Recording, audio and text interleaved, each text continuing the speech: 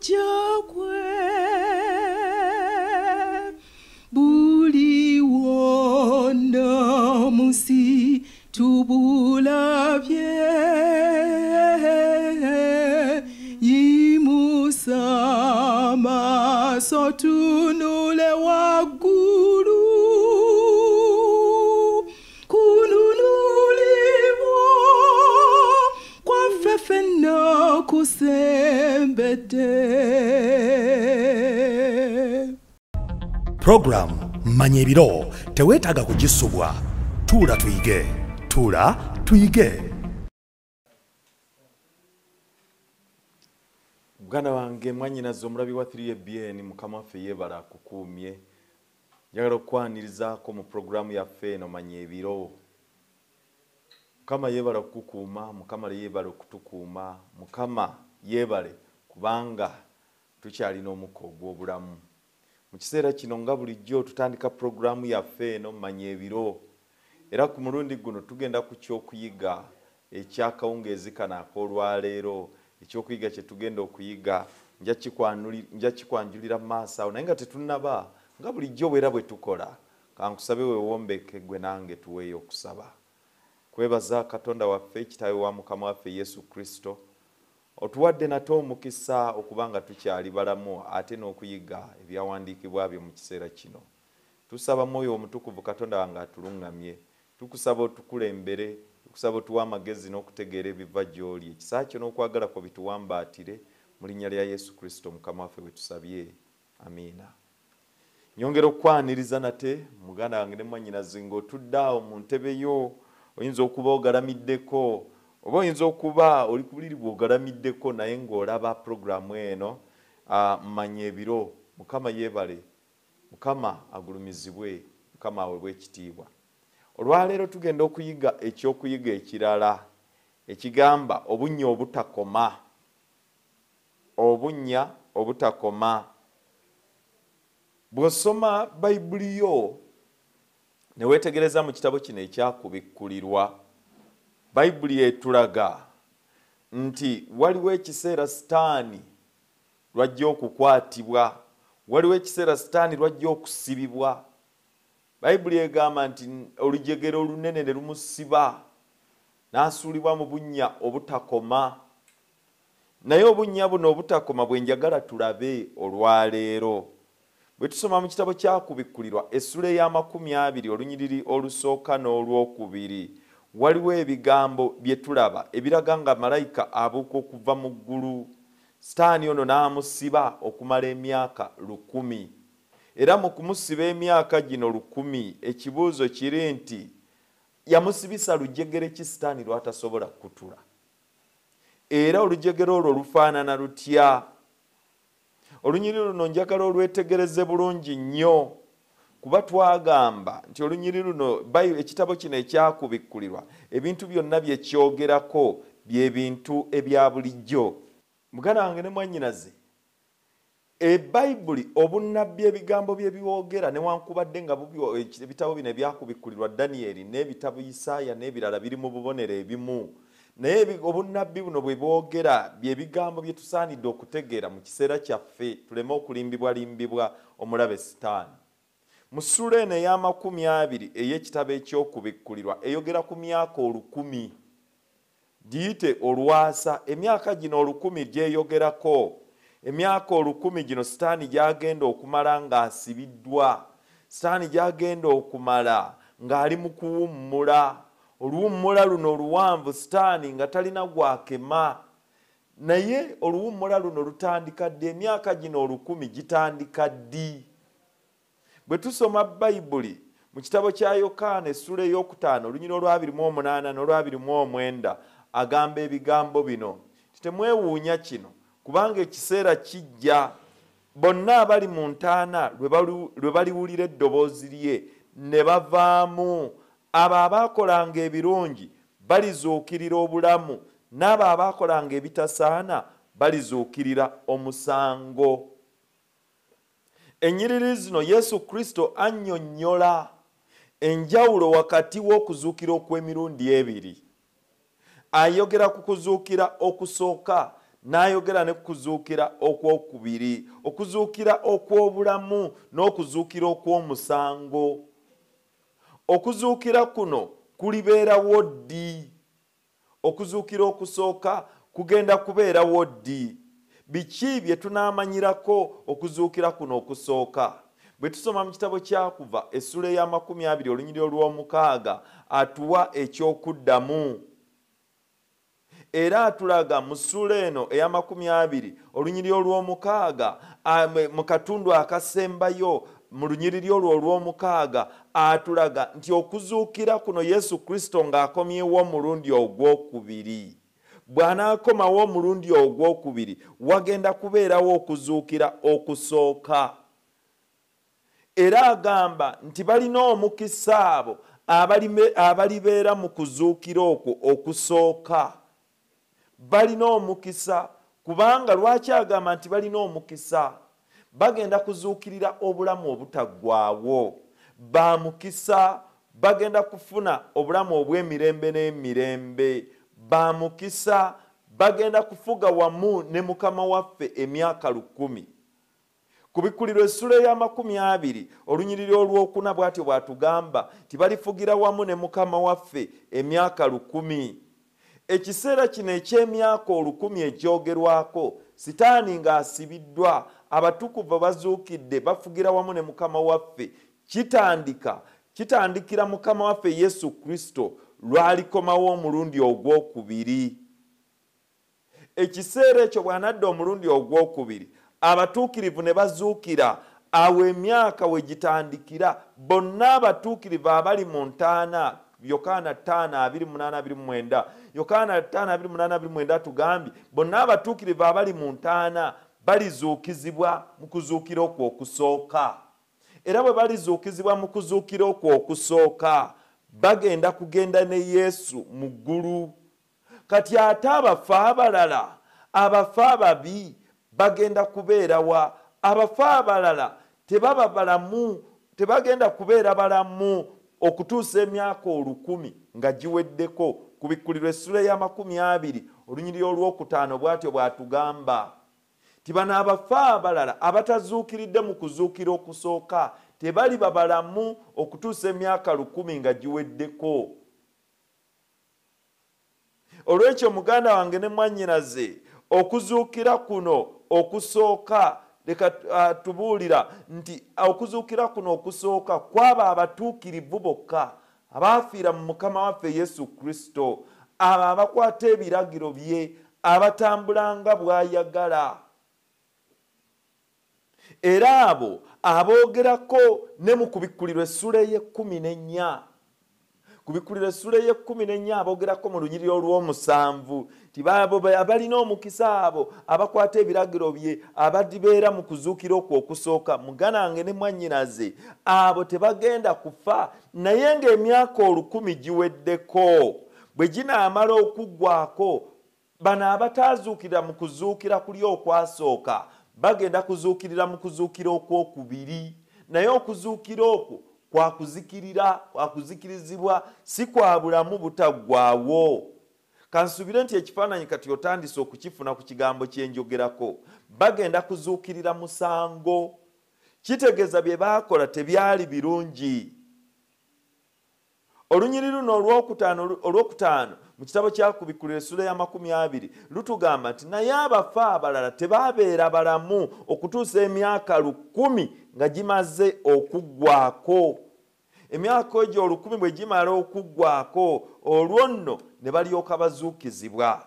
Okuzuukira kuli okusooka olunyiriri olw'omukaaga lutugamba balina omukisa abo abalibeera.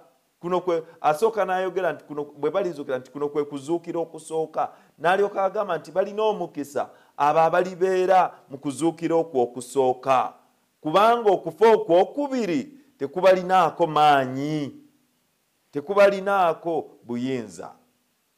Mu kuzuukira kuno, okuzuukira okusooka, wakati w'okuzuukira okusooka n'okuzuukira okwokubiri waliwo emyaka 1000 miramba. Abali mu kuzuukira okusooka bazuukira olw'obulamu obutaggwaawo. Abali mu kuzuukira okwokubiri ng'emyaka 1000 giyiseewo bazuukira olw'omusango. olwekyo muganda wange ne mwannyinaze ku bikulirwa 2 olunyiriri olw'omukaaga atugamba nti era ye mutukuvu alina omugabo mu kuzuukira okw'olubereberye. Banaafugiranga wamu ne Mukama, banaafugiranga wamu naye emyaka 1,000. So ng'ate olunyiriri olw'okutaano lwo lutugamba nti abafa abalala tebaaba balamu okutuusa emyaka 1,000 lwe gyaggwa. Ebigambo bino muganda wange ne mwannyinaze tetubijja mu mitwe gyaffe. Tusoma bigambo bya Bayibuli, Mukama Katonda byayogera. Ekibuuzo, okuzuukira kuno emyaka gino 1,000 gitandika ddi, gitandikira wa? Katugende mu Basesalonika ekisooka essula ey'okuna olunyiriri olw'16 agamba ebigambo bino nti kubanga Mukama waffe mwennyini alikka okuva mu ggulu n'okwogerera waggulu n'eddoboozi lya malayika omukulu n'ekkondeere lya Katonda, n'abo abaafiira mu Kristo be balisooka okuzuukira.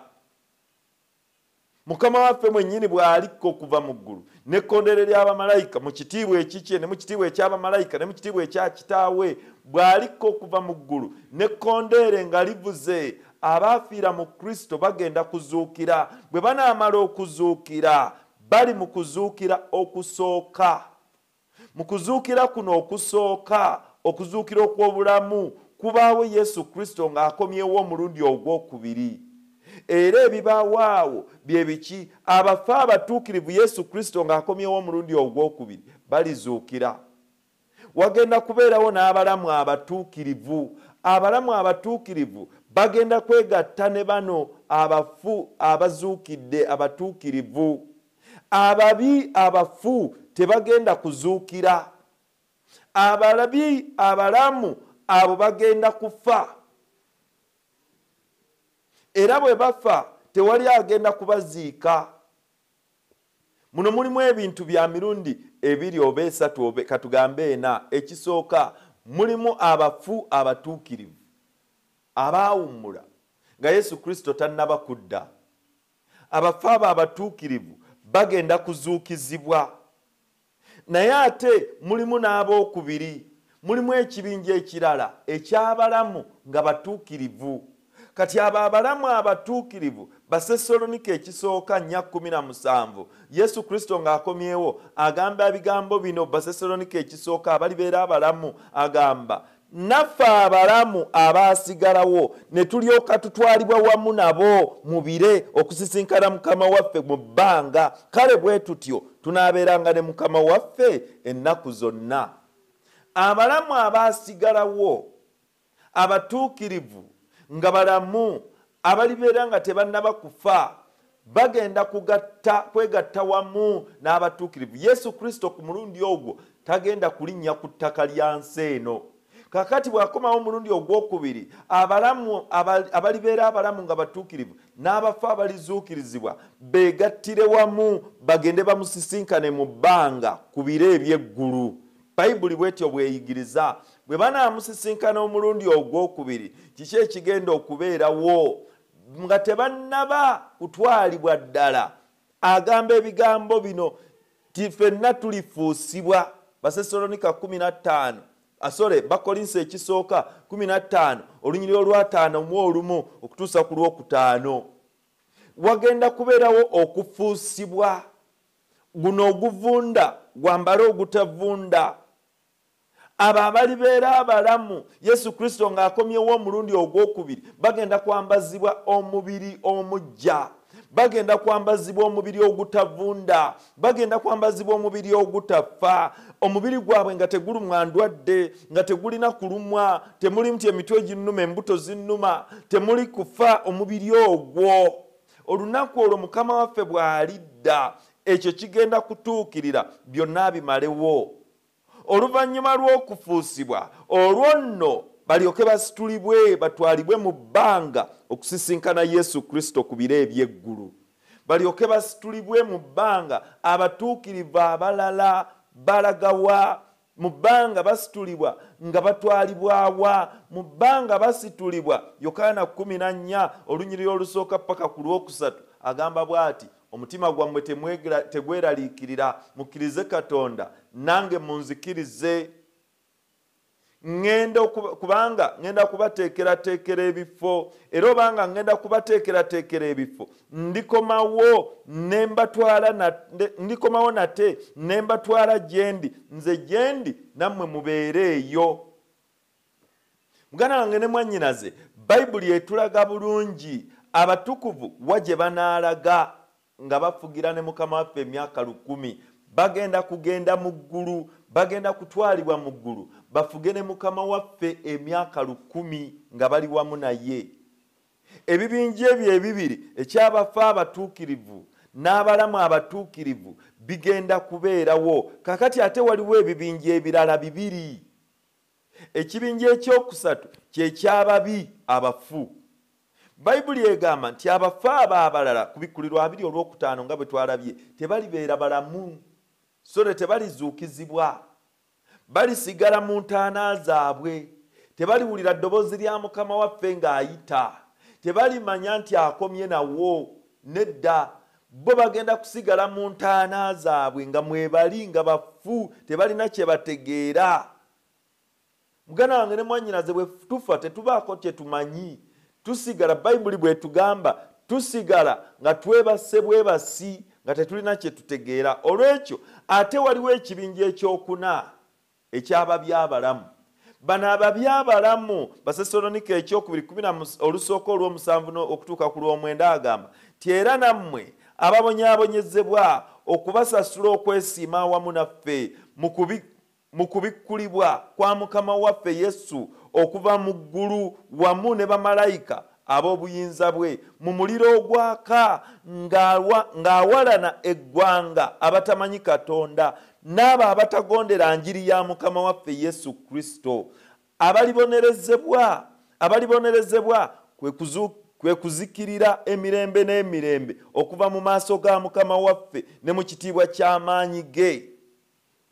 Bano bababi abali babalamu Yesu Kristo bw'alikomerawo ku biro eby'eggulu, bano bo bagenda kutya, bagenda kubonyaabonyezebwa. Wulira Abasessalonike 2:2 essula ey'okubiri olunyiro lw'omunaana agamba nti awo omujeemi oli n'alyoka abikkuka, Mukama waffe Yesu Kristo gw'alitta n'omukka ogw'omu kamwa ke era gw'alizikiriza n'okulabisibwa kw'okujja kwe. Bano okulabisibwa kw'okujja kwa Yesu Kristo kugenda bazikiriza.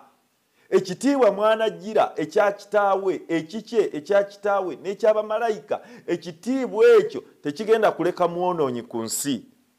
Aboonoonyi bonna bagenda kudduka, naye ni mu kudduka kwabwe bajja kuzikirizibwa. Muganda wange ne mwannyinaze, embeera efaanana bw'etyo. Bano abalamu ababi battibwa olw'okulabisibwa kwa Yesu Kristo n'okumyansa kwe okujja kwe. Era bano guno si muliro gwa Geyeena, nedda, tebannazikirizibwa, bafudde bufi olw'ekitiibwa kya Mukama waffe Yesu Kristo olw'okulabisibwa kwe, naye nga tebannazikirizibwa. Ekyo si kye kiseera eky'okuzikiriza omubi, si kye kiseera ekya Geyeena. Muganda wange ne mwannyinaze, waliyo akakisa ak'okulokolebwa mu kiseera kino nga Yesu Kristo amaze okulabisibwa ku biro eby'eggulu. Ekyokuddamu kiri nti nedda, tewali agenda kuba na mukisa mu kiseera ekyo. Ekiseera ekyekisa kijja kuba kyaggwako dda. Okujja kwa Mukama waffe Yesu Kristo kulimu ebintu bino. Ekisooka, Kristo akomawo, abafu abookubiri, abafu abatuukirivu bazuukizibwa okuva mu ntaana zaabwe. Abalamu abatuukirivu abo bafuusibwa wamu n'abafu abatuukirivu. Abatuukirivu batwalibwa wamu ne Mukama waffe mu ggulu. Abafu ababi basigala bafu. Ate abafu ababi abalamu abo battibwa ekitiibwa kya Mukama waffe Yesu Kristo. Mbeera ki egenda okubeera mu nsi eyo? Mbeera ki egenda okubeerawo mu kiseera ekyo, emyaka egyo 100? Bwe tusoma mu kitabo kya Bikkulirwa essula 16 agamba bw'ati: ne wabaawo okumyansa n'amaloboozi n'okubwatuka, ne wabaawo ekikankana ekinene nga tekibangawo kasookedde abantu baba ku nsi, ekikankana ekinene ekikulu bwe kityo. na buli kizinga ne kidduka, na buli kizinga ne kidduka, so n'ensozi tezaalabika. Mukama waffe Yesu Kristo ng'akomawo omulundi ogwokubiri, wagenda kubeerawo kumyansa, wagenda kubeerawo kubwatuka, wagenda kubeerawo kukankana, wagenda kubeerawo eby'amaanyi, okunyeenya okw'amaanyi, musiso ow'amaanyi atabangawo ku nsi, agenda okumenyaamenya buli kimu. Era mu kitiibwa ekyo mwanajjira mu myaka egyo nga bino bimaze okumenyaamenyebwa, ebizimbe bimenyesemenyese, entindo zimenyesemenyese, ensozi zimenyesemenyese, ebizinga bivudde mu bifo byabyo, ebyo nga bimaze okumenyekamenyeka. Yeremiya atulaga, Yeremiya essula ya 25 olunyiriri olwa 23 atulaga nti n'abo Mukama baalitta baliva ku nkomerero y'ensi, balituuka ku nkomerero yayo, tebali kungubagirwa, so tebali kuŋŋaanyizibwa, so tebaliziikibwa, baliba busa mu maaso g'ensi.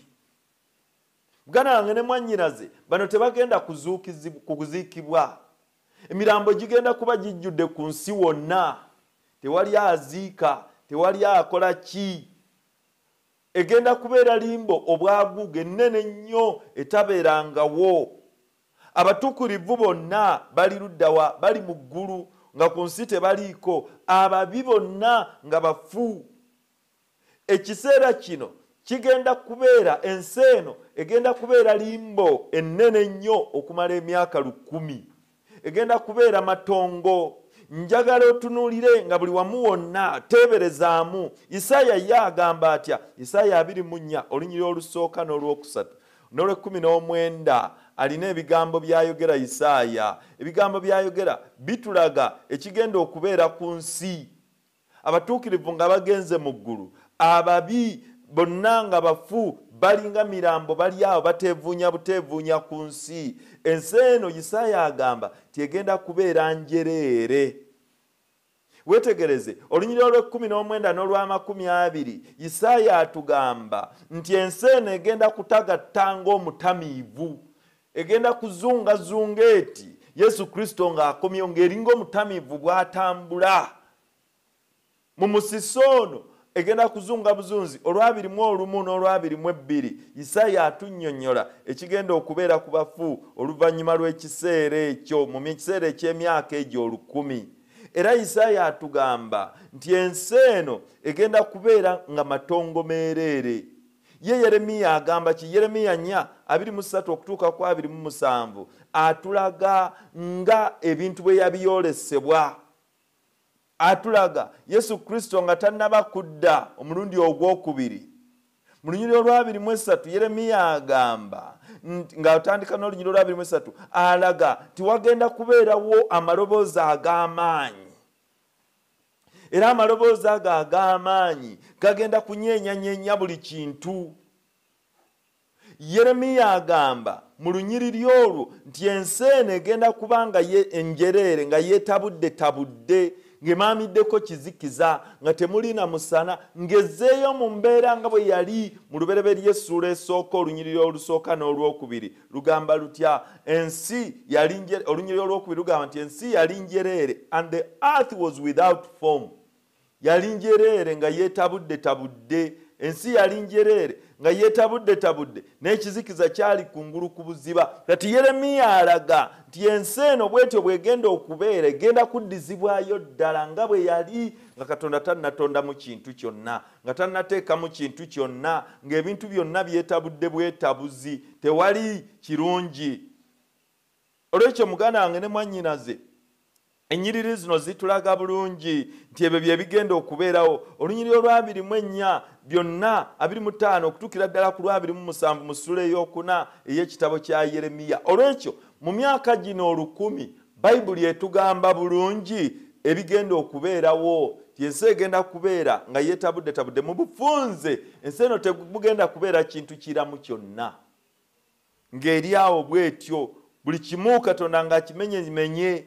Ensi ng'erabikanga nga matongo meerere, si kulabikanga naye nga matongo, nga buli kimu kibi, kirabika bubi, nga teri kisanyusa.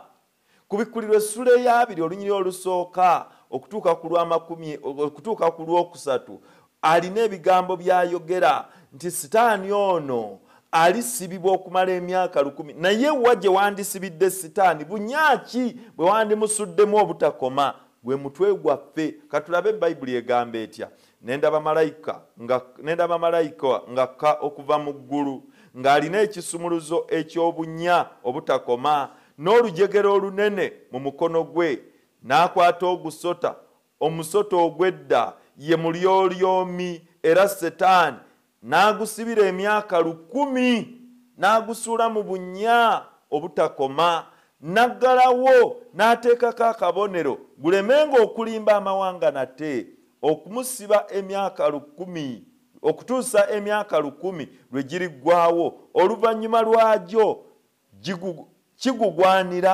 okusumululwa ebiro bitono obunya obutakoma malayika Bayibuli etugambye nti sitaani alisuulibwa mu bunya obutakoma mu bunya buno obutakoma aliteekebwako n'ejjinja naye bunya ki bw'oyinza okusibiramu sitaani obutakoma bunya ki obwo obutalina kkomo bw'oyinza okumuteekamu lubereberye olunyiri olusooka essula esooka olunyiri olwokubiri yatugambye ensi yali njereere nga yeetabudde kati ensi eno enjereere eyeetabudde bwe bugenda okubeera obunya sitaani mwagenda okuteekebwa Yeremiya 4:23 agamba nalaba ensi era laba nga njereere nga yeetabudde n'eggulu nga temuli musana ensi nga njereere yeetabudde n'omusana tekuli ku ggulu Yeremiya bw'atyo bw'atugamba ensi nga matongo nga tewali kalungi kagirimu nga tekuli musana nga tekuli kintu kyonna obunya kitegeeza obunya obutakoma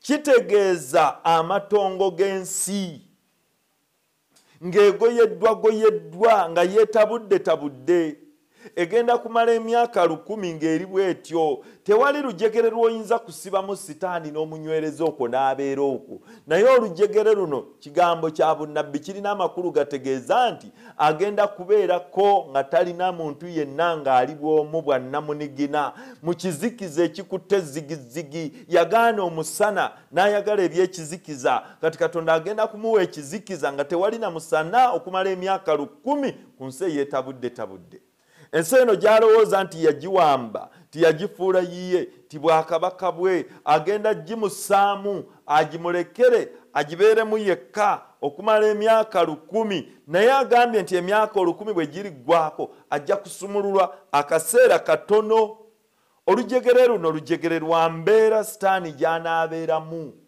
circumstance sitaani gy'abeeramu sitaani asibibwa mu njegere za kizikiza nsi ekutte ekizikiza ejjudde ekizikiza omutali muntu yenna yamanyiira kukema yamanyiira kubonyaabonya yamanyiira kutulugunya naye ebyo byonna azakikola kati okumala emyaka 6 nga yeeyagalira mu musana Katonda gwe yatonda ng'abonyaabonya abantu ba Katonda abamalako emirembe ng'atogoonyola ensi eno agifuula ekitagasa ng'abantu ng'abamalako buli kimu kyonna kakati Katonda agenda muteekako emyaka 10 bweddu ng'ali yekka talina gwakema talina gwayogera naye nga buli kimu kyonna kiweddewo olwekyo muganda wange ne mwannyinaze mu kiseera ekyo ekyolwasa emyaka egyo 10 wakati mu kiseera ekyo abatukuvu tebagenda kubeerawo bonna bagenda kubeera mu ggulu nga gye bali ne Katonda waabwe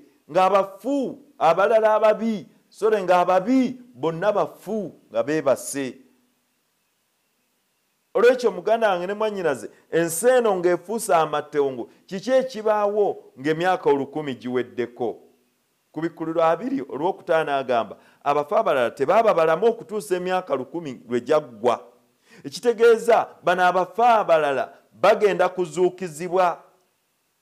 kuzuukizibwa naye mu kuzuukizibwa kuno baakubeerawo akaseera katono si kubazuukiza babeere balamu emirembe n'emirembe nedda naye baakubeerawo akaseera katono era akaseera katono kano ke banaabeerawo ku Bikkuliro 2 olw'omukaaga atugamba aweereddwa omukisa era ye mutukuvu alina omugabo mu kuzuukira okw'olubereberye kubanga okufa okwokubiri tekulina buyinza ku bo naye banaabeeranga bakabona ba Katonda era ba Kristo era banaafugiranga wamu naye emyaka 10 emyaka 1000 nga bafuga wamu naye, emyaka 1000 nga bali mu ggulu, emyaka 1000 nga bali mu bulamu obulungi, emyaka 1000 nga bali mu mirembe, emyaka 1000 nga bajaganya wamu ne Katonda waabwe.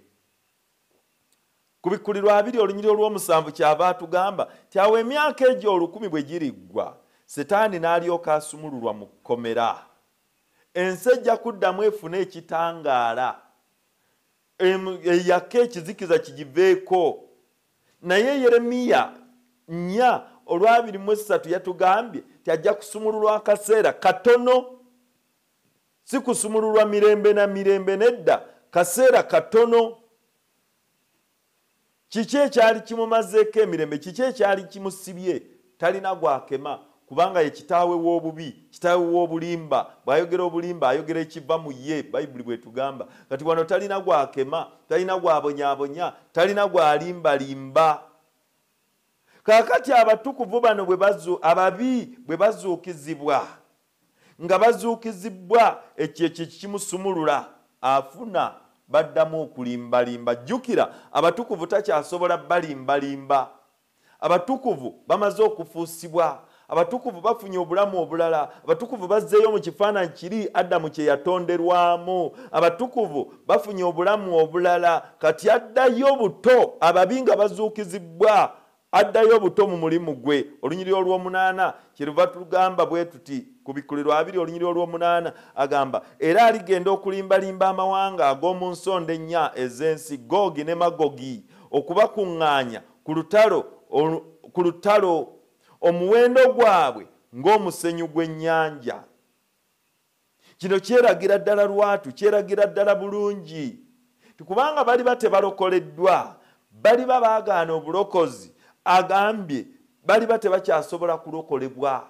Aligenda abalimberimbe bano ababi ku nsonda ennya ez'ensi, agenda kuddamu obulimu gwe buto, naye kaseera katono. Jjukira Yeremiya ekyo kye yatugambye. Weetegereze, ayogera ebigambo bino ebiyitibwa Googi ne Magogi. Kati bino bitegeeza ki Googi ne Magogi? Ebigambo bino bya bubonero. Eri ewaffe ebunyolo tubiyita ebidikizo.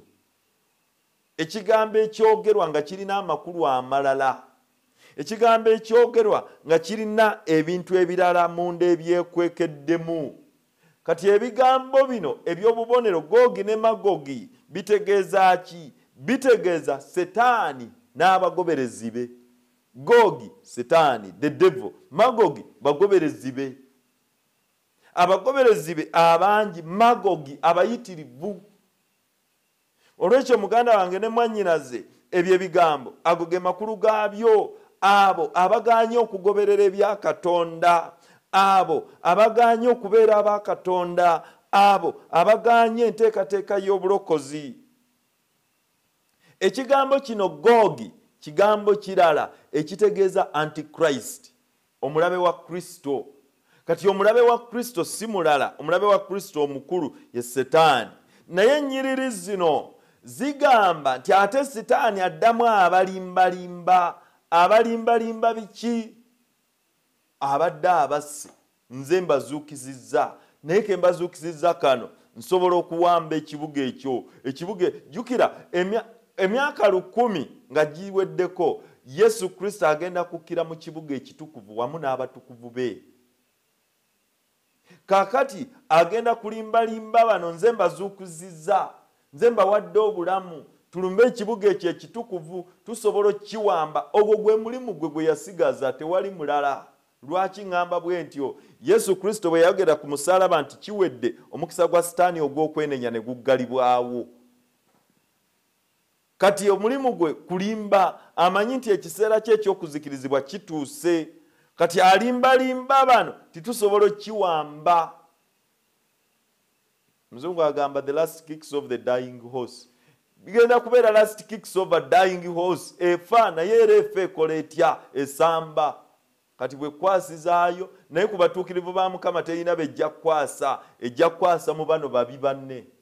Olwekyo muganda wange ne mwannyinaze, olunyiriri olw'omwenda ku Bikkulirwa essula ya 20 olunyiriri olw'omwenda atugamba ne balinnya ne balinnya ku bugazi bw'ensi ne bazingiza olusiisira lw'abatuukirivu n'ekibuga ekyagalwa. Balinnya ku bugazi bw'ensi naye ng'ekibalinnyisa kiki? Bazingize ekibuga kino eky'abatuukirivu, bakizingize, bakiwambe, bakitwale. Omulimu gwa Setaani gukyagenda mu maaso, tayagala kumalirizaawo, akyagenda mu maaso n'obulimbalimba bwe. Ekibuga kino ekitukuvu nga kisse kikkira ku lusozi olw'Emizayituuni, ku lusozi luno olw'Emizayituuni olutukuvu kwe kikkira, era Kristo kwakiteeka nga kisse bwe kiti. Olwo Setaani akuŋŋaanya banne bababibe abalimberimbe balumbe ekibuga kino. Bayibuli egambye nti ne bakyetooloola ne bakizingiza, bakirumbe mbu bakiwambe ekibuga ekitukuvu. Naye mu kukiwamba kuno tali yekka.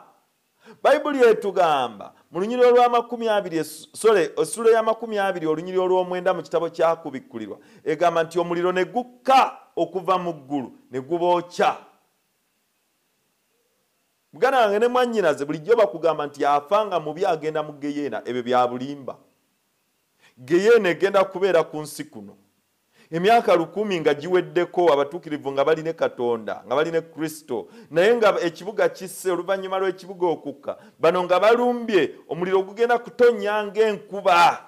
Kubikkulirwa 2 olunyiriro lw'omwenda bw'atyo bw'atugambye, omuliro gugenda kutonnya ng'enkuba, gubookye gubamalewo. Oluvannyuma waliwo ebintu ebigenda okubeerawo bye bino. Oluvannyuma lw'emyaka 1000 kibiruwa? Setaani ayeekera ekibuga ekitukuvu, ensi erongoosebwa, abatukuvu ababi abazuukizibwa bayokebwa, bonna baggwaawo. Era mu mbeera efaanana bw'etyo Setaani ono ayokebwa omuliro. Omuliro guno nga gwa kumuzikiriza ku mulundi guno, kumumalirawo ddala aleme kuddamu kulabika. Guno gwe muliro gwa Geyeena, muganda wange ne mwannyinaze. Gwe muliro gwa Geyeena. Malaki 4 olunyiriri olusooka agamba bw'ati, kubanga laba olunaku lujja lwokya ng'ekikoomi. Agambye lunaku, tagambye kifo. Olunaku lumu, si nnaku naye olunaku lumu. Kubanga laba olunaku lujja lwokya ng'ekikoomi, n'ab'amalala bonna n'abo bonna abaakola obubi baliba bisasiro. Awo olunaku lujja lulibookera ddala, bw'ayogera Mukama w'eggye, obutabalekerawo ddala kikolo newankubadde ttabi. Lulibookera ddala. Wuliriza olwokusatu bw'agamba mu Malaki essula ey'okuna, era mulirinnyirira ababi, kubanga bali bavvu wansi w'ebigere byammwe ku lunaku lwe ndikolerako, bw'ayogera Mukama w'eggye. Ku lunaku luno omuliro nga gutonnye, ensi nga babi babyokeza, nga bamaze okusiriira obutasigala wadde ekikolo newankubadde ttabi, nga bamaze okwokebwa. Agambye nti abatukuvu balirinyirira ababi bano, balirinyirira evvu ery'ababi, kubanga bali bavvu, baliba baweddewo nga basaanyizibbwawo. Ezeekeri 28 olunyiriro olw'18 okutuusa ku lw'19 agamba bigambo ki? Agamba nti Setaani agenda kwokya. Katonda alimementula Setaani. He will cremate the devil. Muganda wange ne mwannyinaze agenda kumwokera ddala obutaddamu kubeerawo, kumusaanyizaawo ddala, obutasigalawo wadde akakolo, wadde akagumbako okulabikako, wadde oluviiri lwe, wadde akantu konna, wadde olwala, nga tewali kintu n'ekimu ekirabikako. Era Ezeekeri 28 okuva ku lunyiriro lw'18 kyava agamba titoobengawo nate ennaku zonna. Talibeerawo nate ennaku zonna, aliggweerawo ddala, alisaanyizibwawo. Olwo nno Katonda alyoka ate, Kristo alyoka anyweze obwakabaka bwe, namulondo ennene eryoka etuuzibwe ku nsi oluvannyuma lw'emyaka egyo 1000, oluvannyuma lw'omuliro guno. Naye omuliro guno nga tegunnaba kukka, ekibuga kino kigenda kuteekebwawo kibeerewo. Katonda ng'amaze okussaawo ekibuga kino, bw'osoma ekitabo kyakuva essula ya 20 olunyiriri okuva ku 11 okutuusa ku 15 ekyakitulaga bulungi nnyo ng'ababi tebannaba kubonerezebwa omuliro ogw'okubasaanyaawo ekibuga kino kigenda kukka kibeerewo. Naye Bayibuli egamba ti buli vvivi lyonna lijja kufukamira. Kiki kyategeeza bw'agamba nti buli vvivi lyonna lijja kufukamira? Mu Balumi essula ye-14 olunyiriri olw'11 ne Isaaya essula ye-45 olunyiriri olw'23 ne mu kitabo ky'Abafiripi essula ey'okubiri olunyiriri olw'10 agamba nti buli vvivi lijja kufukamira lisinze Kristo. Kino kye kitegeeza muganda wange ne mwannyinaze, ababi nga tebannaba kuzikirizibwa, Katonda agenda kussa ekibuga ateekewo namulondo ye, ekibuga nga kitemagana kiyakaayakana kyonna, kirabika kimasaamasa kyonna, ekibuga kino nga kimasaamasa, Katonda nga ataddewo namulondo ye, Kristo agenda kukkira wamu mu kibuga kino, agenda kibeeramu, era buli liiso lyonna lijja kumulaba. Bonna n'abo abaamufumita wano bajja kumulaba, bajja kumwetegereza.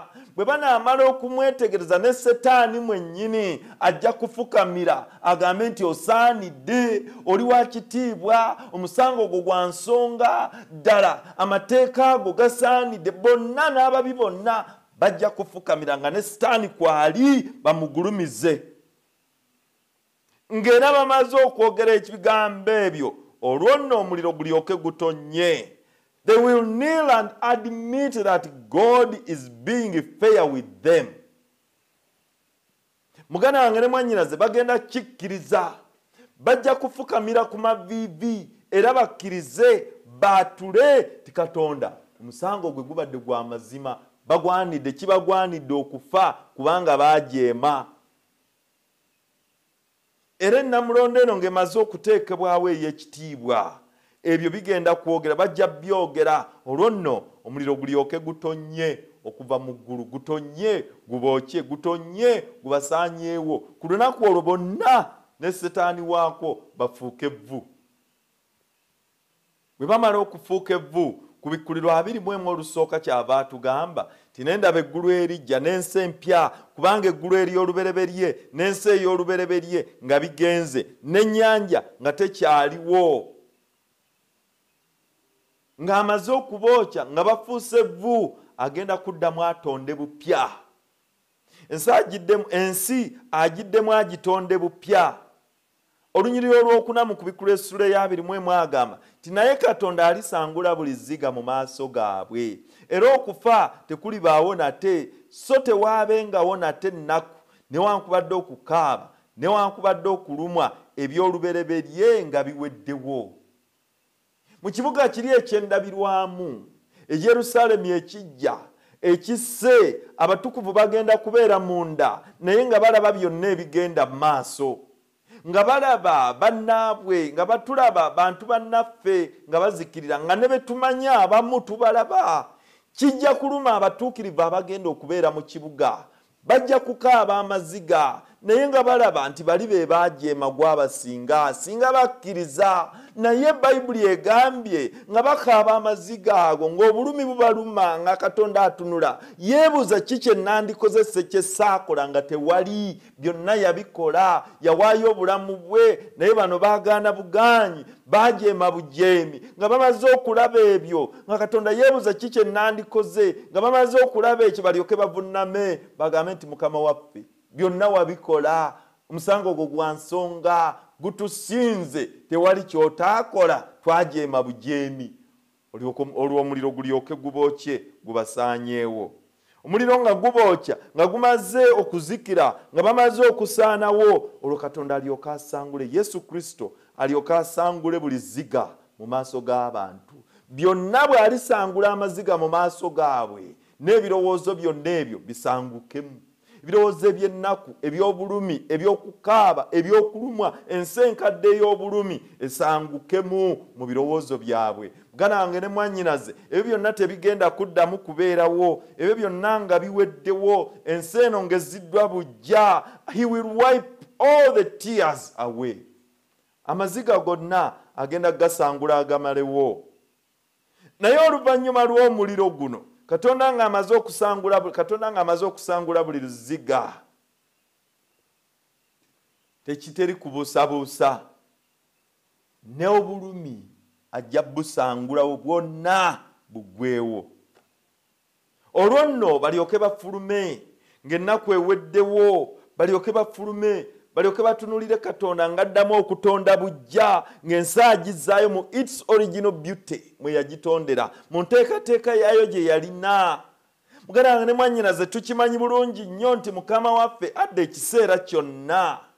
Teri nzikiriza etakikkiriza, buli nzikiriza yonna ekkiriza mu Katonda omulamu. Naye bw'akomawo omulundi ogwokubiri emisango gyonna gigenda kusalibwa. Muganda wange ne mwannyinaze omaze okukola okusalawo okwo, omaze okusalawo ku lwa Katonda, onoobeera ku luuyi ki? Abo bonna abaali babadde mu nsi, buli muntu yenna, buli musajja, buli mukazi, buli mwana yali abadde ku nsi okuviira ddala ku Adamu, bonna bagenda kuyimirira mu maaso ga Katonda, era buli omu alyoka asalibwewo okusinziira ku ekyo kye yakkiriza, oba yajeema oba yakkiriza, oba yagaana oba yawuliriza, oba yali mugonvu oba teyali mugonvu. Ababi gali mazima tebagenda kuyingira mu kibuga kitukuvu, bagenda kubeera bweru waakyo.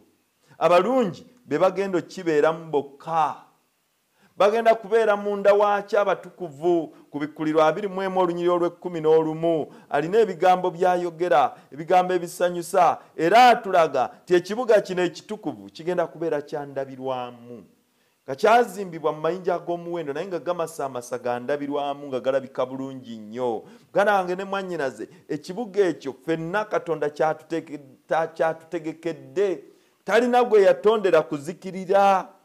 Katonda ffenna yatutonda tubeere balamu emirembe n'emirembe. Ategese omuti ogw'obulamu, ategese omugga ogukulukuta mu kibuga kino. Omugga guno ogukulukuta nga gulina amazzi amalamu ag'obulamu, ng'emabbali w'omugga guno eruyi n'eruyi waliyo omuti ogw'obulamu ng'ebibala byagwo bibala buli mwezi, ng'era abatukuvu ba Mukama kuno kwe balya. Muganda wange ne mwannyinaze, obulamu bugenda kubeera bwa mirembe na mirembe, tewaliba kukaaba, tewaliba nnaku, tewaliba kulumwa, byonna ng'abizizza bujja. Isaya kyava agamba nti mu kibuga ekyo, mu nsi empya, bonna abalina omubiri balijja mu maaso ge sabbiiti ku sabbiiti nga bajja okumusinza buli sabbiiti. Sabbiiti eyo tugiyigira wano ku nsi okugikuuma, olwo bwe tulituuka mu ggulu ereme kutukaluubirira. Sabbiiti eyo ye sabbiiti entuufu ey'olunaku olw'omusanvu olwa Saturday. Sabbiiti eyo ye lunaku ke kabonero ka Katonda akalaga abantu be. Njagala oteeberezemu muganda wange ne mwannyinaze, ofumiitirize oleme kubeera bweru wa kibuga. Njagala weebuuze ti lwaki naabeera wakati w'ebweru w'ekibuga? Lwaki naabula? Lwaki teweebuuza kaakati nga Katonda akuyita, ayagala omusemberere, ayagala obeere wamu naye, ayagala obeere mu kibuga kino, ayagala obeere mu abo abaliwangula? Kyannaku tiwaliwo abagenda okusalawo okuzikirira. Singa yenteeka, si lwakuba yenteekateeka ya Katonda, naye kubanga bwe batyo basazeewo.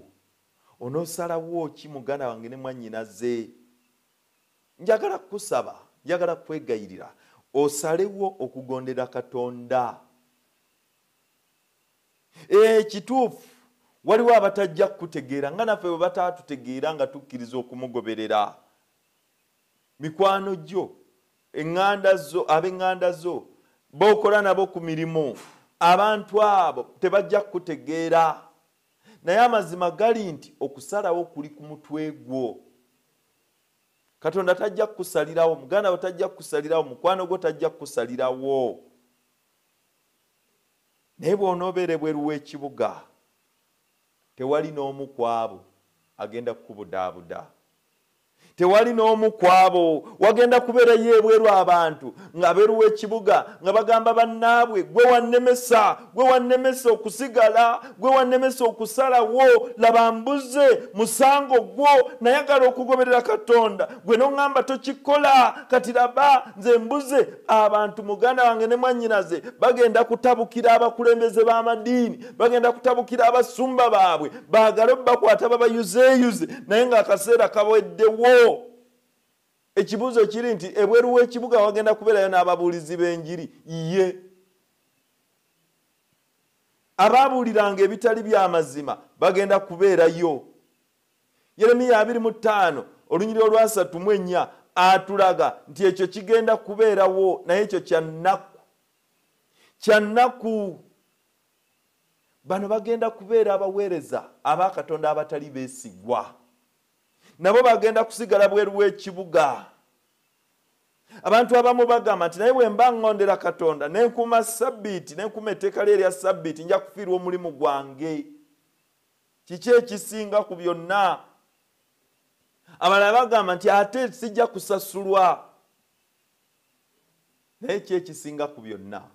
Okufiirwa obulamu bw'emirembe n'emirembe oba okufiirwa bino eby'ekiseera obuseera?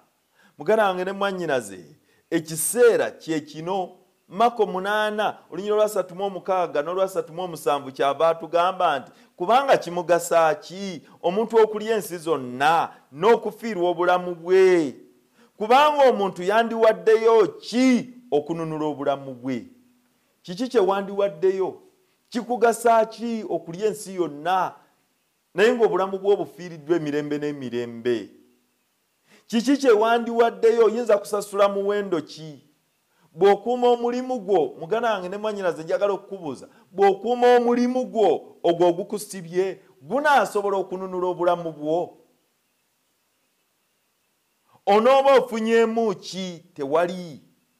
Bw'ofiirwa omulimu gwo ku nsi kuno naye n'ofuna eggulu oba ofiiriddwa ki? Tewali. Oba ofunye buli kimu kyonna. Naye ate bw'osigaza omulimu gwo n'ofiirwa eggulu n'osigala ebweru w'ekibuga oba ofiiriddwa byonna. Muganda wange ne mwannyinaze, oba ofiiriddwa byonna. Oyinza okufuna obugagga bwonna, oyinza okufuna ebitiibwa byonna, oyinza okwekuŋŋaanyizaako ebintu byonna, naye njagala okukutegeeza muganda wange ne mwannyinaze, ebyo tebirina kye bigenda kuyamba mu kibuga ekitukuvu. Muganda wange ne mwannyinaze, ekigenda okuyamba kiri kimu, ekikuyamba kiri kimu. Bino tebijja na kubudaabuda. Bayibuli egamba nti ekiseera kijja abantu we banaasuulira ensimbi zaabwe mu nguudo, nga balaba ze zibalemesezza okulokolebwa, naye ate nga tewakyali mukisa gwa kubiri. Ng'emikisa giweddeyo. Omukisa gw'olina ogulina kaakati, okulokolebwa kwo kwa kaakati, okusalawo okwo kwokola kaakano kwe kusalawo ki ky'onoobeera. Y'ensonga lwaki olina okukola okusalawo kaakati mu kiseera kino, kubanga gwe mukisa gw'olina. Mukama akumpeera omukisa, Mukama abeere naawe, Mukama akuwa omukisa era abeere naawe. Katusabe. Tukwebaza Katonda waffe, Kitaawe wa Mukama waffe Yesu Kristo, olw'omukisa gw'otuwadde, olw'ekisa kyo n'okwagala kwetukuumye nga tuli balamu, ogulumizibwe otenderezebwe era oweebwe ng'ekitiibwa emirembe egitaggwaawo. Yongera okubeera naffe, Ayi Mukama, tuwanguzise byonna, tuyambe tukole okusalawo okutuufu, Ayi Katonda waffe, tuyambe otuwanguzise enseene ey'ekibi, okwagala kwo n'okusaasira kwo kubeere ku ffe. Tuluŋŋamye mu byonna bye tukola, Ayi Mukama. Leka tukole okusalawo okulungi, yongera okutwebikkulira, tusobole okutegeera Yesu Kristo kye yatukolera ku musaalaba, n'okuwulira eddoboozi ly'Omwoyo Omutukuvu ng'ayogera naffe, asobole otuwanguzisa ensi eno. Mu linnya lya Yesu Kristo Mukama waffe bwe tusabye. Amiina.